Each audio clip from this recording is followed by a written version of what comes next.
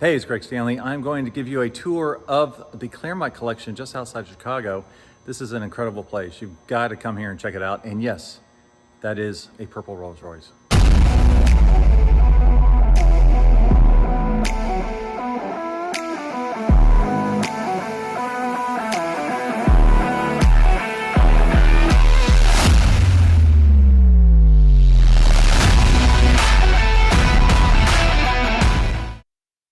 Into the Klairmont Kollection, and I just got like an overview of this place, and it is really amazing. It's a great event place. It's now a nonprofit museum, so if you're up here in the let's try that again.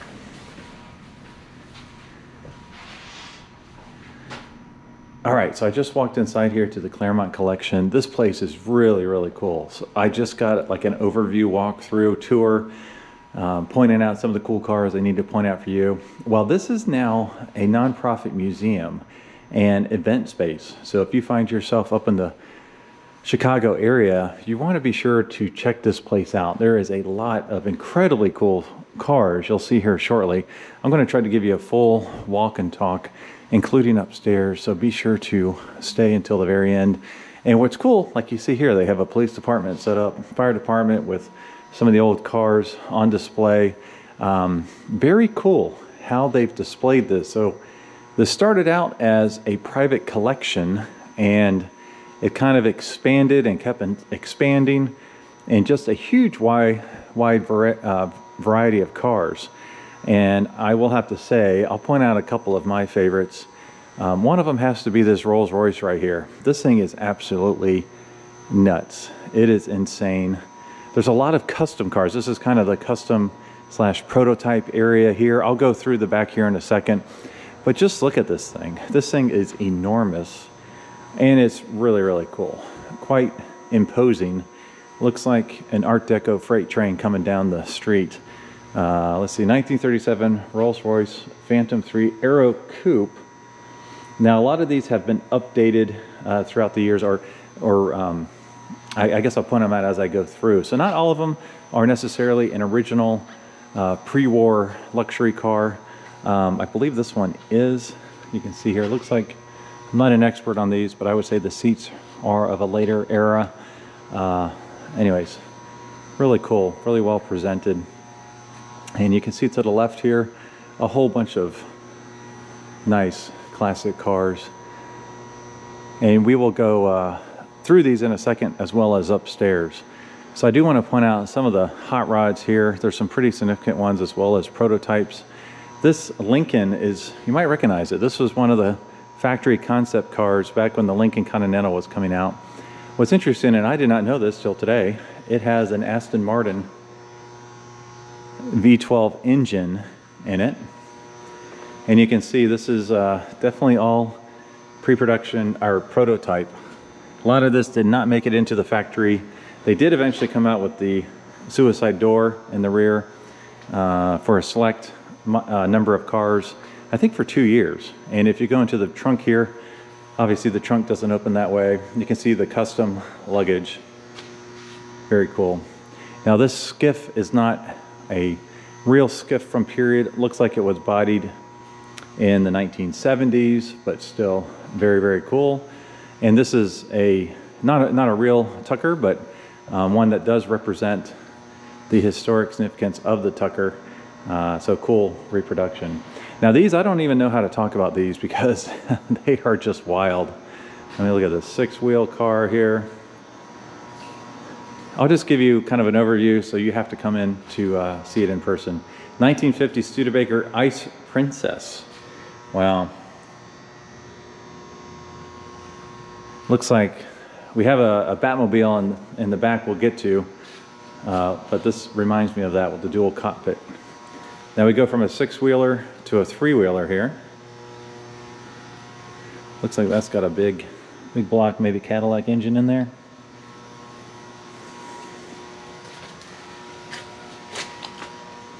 Got your little pointy headrests. Looks like original custom interior. Got all the switches.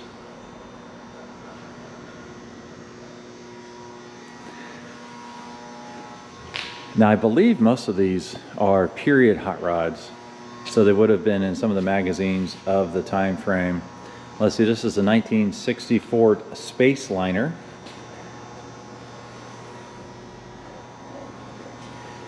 Got the shag carpet inside. And then this one's really nuts. The engine bay is gorgeous on this one. Looks like it's got a Cadillac, possibly engine in there with some cool stuff going on, some cool carburetors.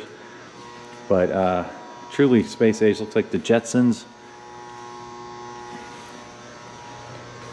And then you even have TVs in the back seat. Now that's a more modern TV there. The Chop It. And this is a more modern build. And look at that engine. Very cool. All right, I'm gonna walk kind of quickly through this part, just because there's so many of them. Just so you can kind of get a flavor for it. Nice, beautiful Buick here. And up top, there are some mopeds. Open the opening up top there. You got some pedal cars. A lot of neon, which is really nice. Got some Packards back here. Now, what is this? Is this a Graham? Let's see. Yep, 1940 Grand Supercharged Hollywood Sedan. I love how they've framed the posters on the wall there. Each one a different decade. There's an event space back there for some parties. You've got the Whizzer motorized bicycles, and then you can see a lot of Vespas up top. Now this Cucamonga service station is a reproduction of the one that is at the end. I guess it depends on which direction you're going, at the end or at the beginning of Route 66. And here's some of the original photographs of the original location. There we go. All right. You see there? You see there. Very cool. I mean, there's so much to take in here. If I were here for an event, it would just take me all night to look at everything. I mean, you've got collections of oil cans, you got murals, you got old toolboxes here.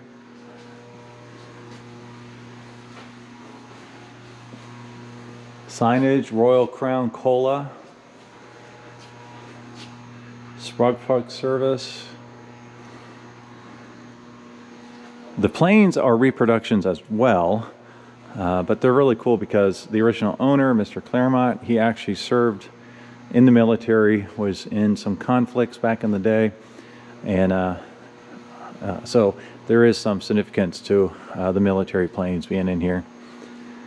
You can see here we got looks like family photos, or I guess cars of each decade, and then the events associated with each decade. So the 1980s, I see some cars I recognize, Fox Body Mustangs. You see Michael Jackson's Bad, E.T. So they've done a really nice job decorating this place. Now there are some celebrity cars we'll get to in a moment. There's a lot of stuff here. So love this big Pontiac sign. Now this is 1940s, 1930s. We will go upstairs. There's a cool group of cars, actually a couple group of cars upstairs, including the micro cars. So we will go up there as well. Here's a cool yellow cab.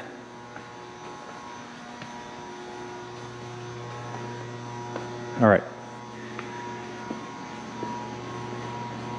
You can see we have a long way to go here.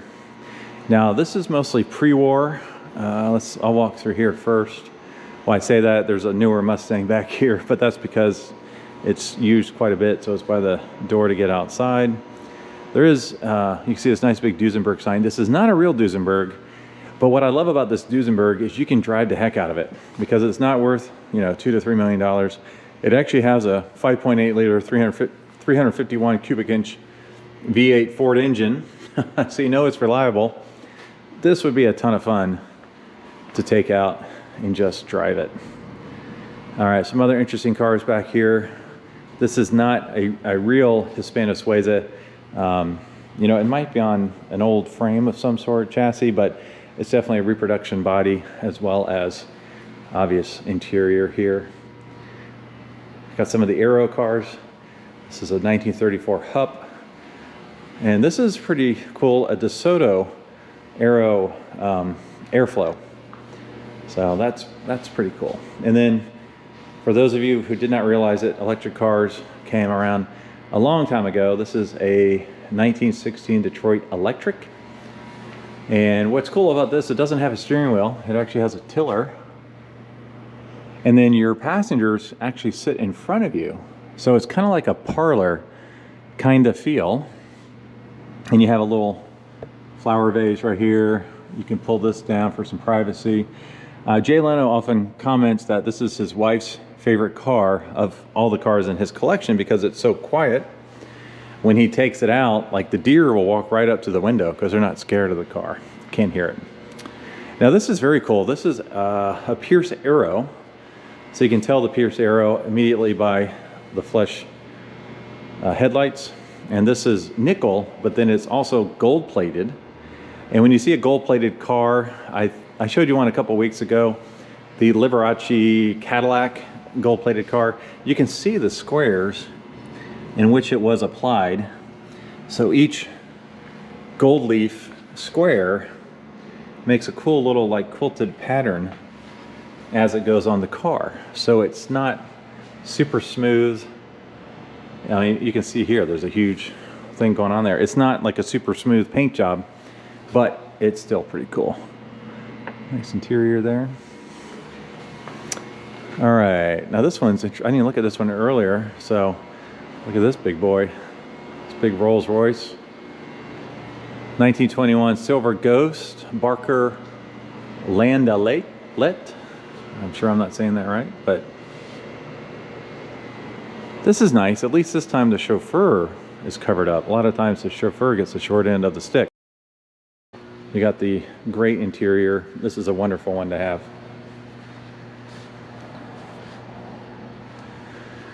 All right, then we got this drag racing Cheery here.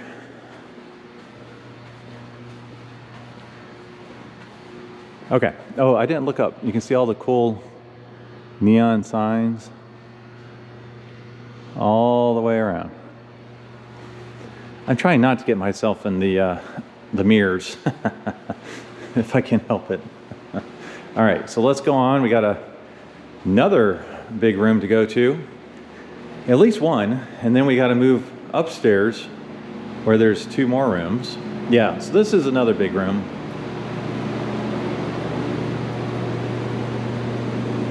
All right, here's where we got some of the Batmobiles and stuff, and this is nice because they've set this up to where you have like a outdoor drive-in theater. So you have the car set up as you would have back in the 50s, 60s, 70s, even early 80s, and you can see they've got the mannequins in each of the cars, and then you got the big film reel right there.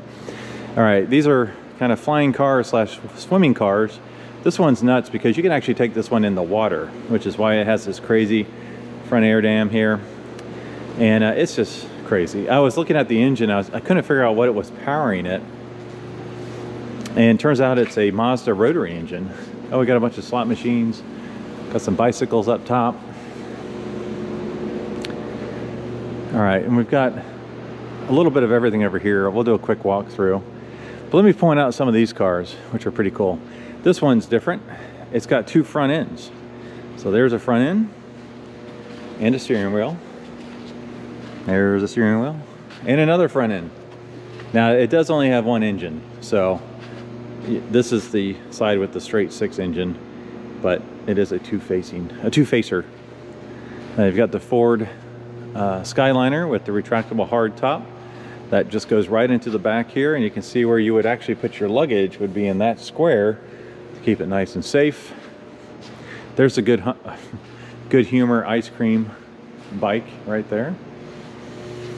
All right, here's one of the first Batmobile reproduction cars. This is an actual metal car, not a fiberglass car. There's the Good Humor ice cream truck.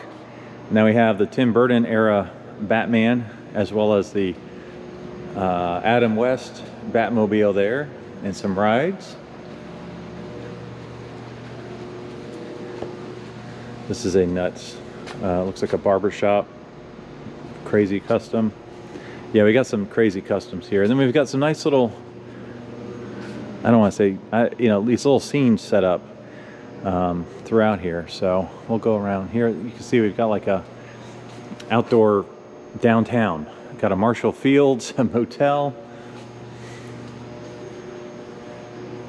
This car is interesting. So the owner of this car, they recently acquired this one. It's kind of a purple color. I don't know that you can tell with all the neon lights and everything, but it was owned by Brock Candy, Helen Brock, the Candy Lady. Now apparently she was about to turn state witness on some corruption somewhere within the industry, and she disappeared and she's never been seen since. But this was her car. It's a local Chicago connection. So they're trying to also highlight cars or automobilia that is significant to Chicago. See a lot of hot rods in here. Look at this engine on this one. Got the 6 carb setup there. And then you've got, this is the museum here that everything in here was made in Chicago. So all sorts of cool stuff. Now, unfortunately, my question would be, well, what is still made in Chicago? Because unfortunately, a lot of these items are not still made in Chicago, I'm sure. A Comet camera, or they're just not even produced anymore. You got some radios, trumpet, a lot of clocks. And then over there next door is like the history of Mr. Klairmont. Wow, you got typewriters, counting machines. Wow. Okay, oh wow, look at the old Brock's chocolates. Up there, a bit of honey. All right. Very cool. Let's see, what do we got over here?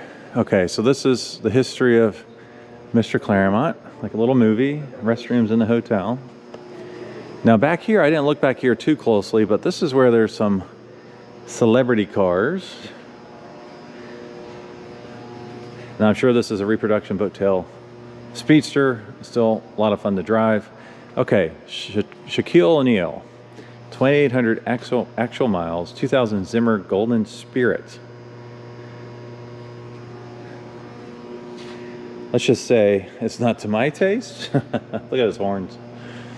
But apparently it was to Shaq's, at least for a little while. Here's Michael Jordan's. Now this is more to my taste. This Bentley is very nice.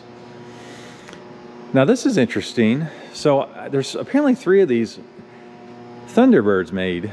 Now if you go back to my video, 3 of them that had the bird's nest, that had a rumble seat in them. So if you go back to my video about the insane man cave in Altoona, Pennsylvania, that's where there's another one. So I've actually visited 2 of the 3 bird cages. Now this car right here is somewhat notorious because it was, I think, owned by R. Kelly when he was arrested and thrown into jail. All right, let's see what else we have here. This is a nice, pretty Rolls Royce. A lot of Rolls Royces I've noticed. Okay, so this is interesting. These are not real Talbot Lagos or Bugattis. They're made afterwards by custom coach builders. Now this one is obviously taken to some extreme proportions, but they're a great way to educate kids about the Bugatti and Talbot Lago brands. Obviously, to have one of these cars that were real, you're talking $10 million for one, $3 million for the other. So much money. So if you can't have, you know, the real ones in here, it's nice that there's representation. Now I believe they only made about 11 of these in the 80s.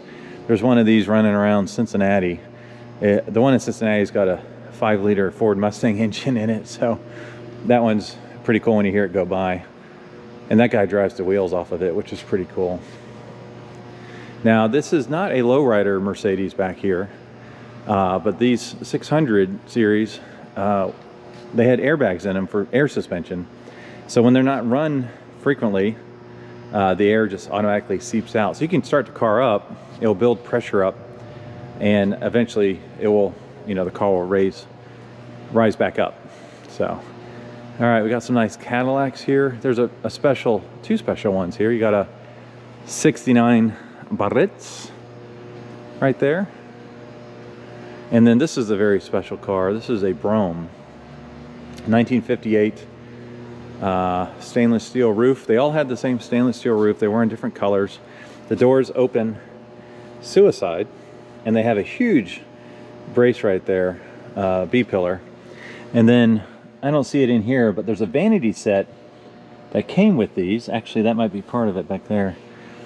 The vanity set alone, and these hubcaps were custom to this particular car. The vanity set alone, if you buy a real set, is about $20,000. So truly nuts. These are definitely cars that like the Rat Pack would run around in. Very, very cool cars, and I've always loved the big Cadillac. But it says 69 or 59 is when they had the biggest, most extreme tail fins ever. And then this one, they came with this parade boot, which is obviously meant, you know, people can sit in the back and sit on this. Now this one looks in very nice shape. Now this is a true bucket seat car. There were only, I believe, 50 Barrettses that came from the factory with bucket seats.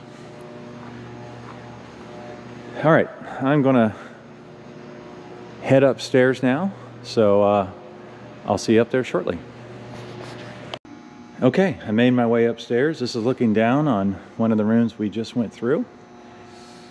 You can see a better shot of the Vespas up there. Whew, sorry, I'm out of breath. They do have an elevator if you need one. All right, here's the 1906 American Tourist. So this is what I would call the brass era, nickel era section. Some very old cars. You can see we got a very old Buick here.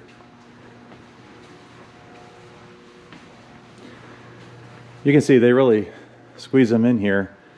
Number of cars per square foot is pretty impressive. Old Ford. This is a little motor car company. I like the colors on that one. Now there is another overlook that looks down on the section we were just in with the Batmobile and everything. Now the section here on the left, you can see there's a couple Jeeps present. Apparently this will be like the history of the Jeep. So right now it has a little bit of everything, but it will be changing soon. So this is interesting because a couple things. You got a Ferrari, I think 512. You got some Jaguars back there.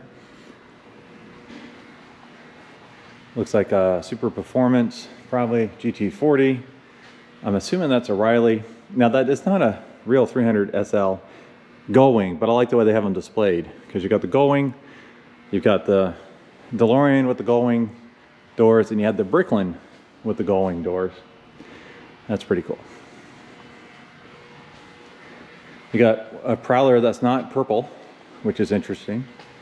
Now, if you get one of these, let's see if it has it. Yeah, so this is a hand pinstriped, with paint, not tape. And if you look very closely, it is signed right here by the artist. It's within the pinstripe that he signed it, which is pretty cool. You can see some European cars here. I love this Lamborghini Espada. I think these are cool cars, and especially, I mean, it's a four-door Grand Tourer, and this is actually glass. Reminds me of the CRXs from the 80s, but this was much earlier. Got a Gen 1 or Gen 2 Viper GTS. This is a car you don't normally see in collections here. All right, so this is something different. It's a 1982 Jet Electrica. Huh. So this is one that was developed during the energy crisis. but it's based on who knows what. I can't remember. This was a Duster, Dodge. Oh, this is renamed, rebadged because of trying to make an electric car back in the day. I always thought these Bricklands were very attractive. They failed horribly, and the doors don't always stay up, as you can see. And this is a weird, funky bumper for crash protection. I just thought the design was rather nice on the outside. All right, let's go over and look at these Jags. We have an Amphicar over there. We have a Muntz. These are pretty rare, actually. They didn't make a ton of these. Called the Muntz Jet, 1951. Yeah, that's cool. We got the radio and the console there.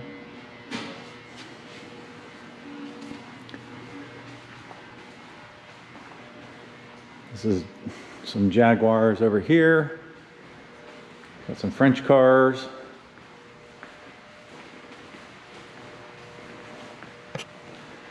So this is kind of Jeep and European cars.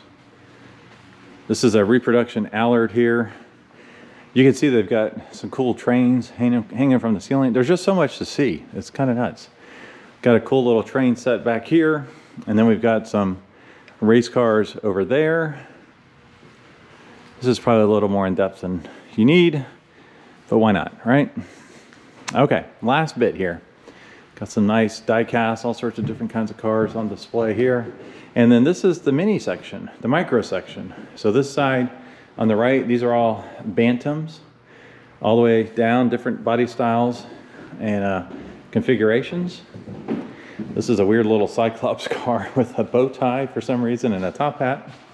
Not sure why, but you can see Crosley, Cincinnati made, a Dart, Izettas, Messerschmitt, all sorts of great stuff in here.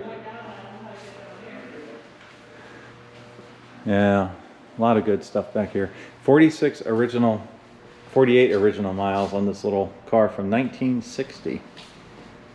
Goglio-mobile, something to that effect. So yeah, great little collection.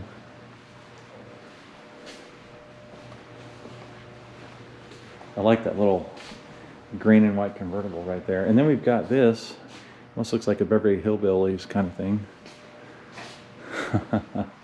Pretty interesting. Let's see, what is this? 1930 Ford Model A motorhome with outside trailer. Wow. As is, as found. So, well, that's it for the tour. So again, go to the description. You can check everything out. Come and visit. I hope to be back here once a year and see what new they have going on. So, great place. Again, the Klairmont Kollection in the Chicago suburbs. Check it out. Thanks for watching. Thanks for listening. I'll talk to all of you next week.